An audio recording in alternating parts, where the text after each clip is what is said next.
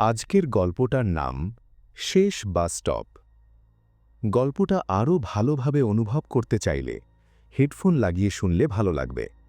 চলুন তাহলে আজকের গল্পটা শুরু করা যাক। রাত তখন প্রায় 2টা।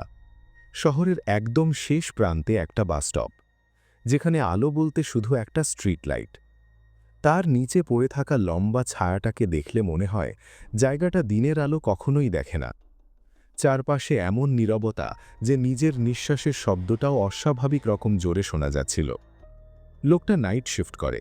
প্রতিদিনের মতো সেদিনও কাজ শেষ করে শেষ বাস ধরার জন্য এখানে এসে দাঁড়িয়েছে। বাসস্টপটা খুব পরিচিত নয়।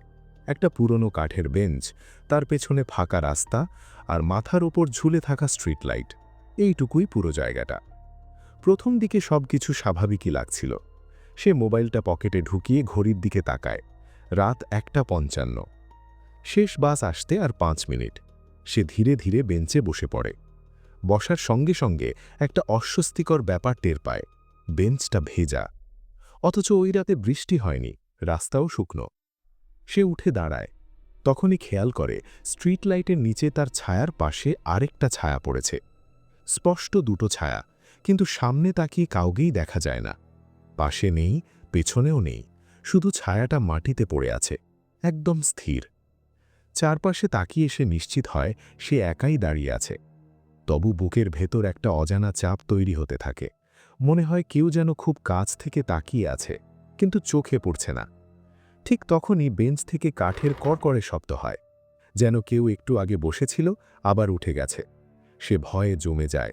বেঞ্চের দিকে তাকিয়ে দেখে সেখানে কেউ নেই, কিন্তু বেঞ্চটা ধীরে ধীরে দুলছে।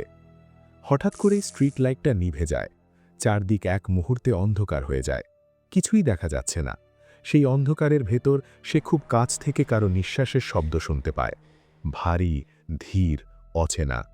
সেটা তার নিজের নিঃশ্বাসময়, সে নিশ্চিত। কয়েক সেকেন্ড পর আলো আবার জ্বলে ওঠে। সবকিছু আগের মতোই দেখা যায়। রাস্তা, বেঞ্চ, লাইট, সব ঠিক। কিন্তু বেঞ্চের সামনে মাটিতে পড়ে আছে একজোড়া পুরনো জুতো, কাদায় ভেজা, ময়লায় ঢাকা। দেখে মনে হয় অনেকদিন ধরে কেউ সেগুলো পরে হাঁটেনি। সে জুতো ছোঁয় না, ধীরে ধীরে পেছনে সরে যায়। ঠিক তখনই দূর থেকে বাসের আলো দেখা যায়। শেষ বাস।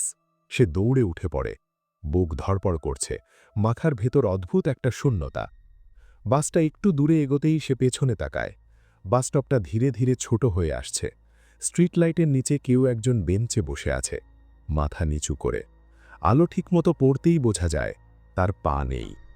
সে চোখ বন্ধ করে ফেলে। বাস সামনে এগিয়ে চলে, আর বাসস্টপটা অন্ধকারের ভেতর হারিয়ে যায়।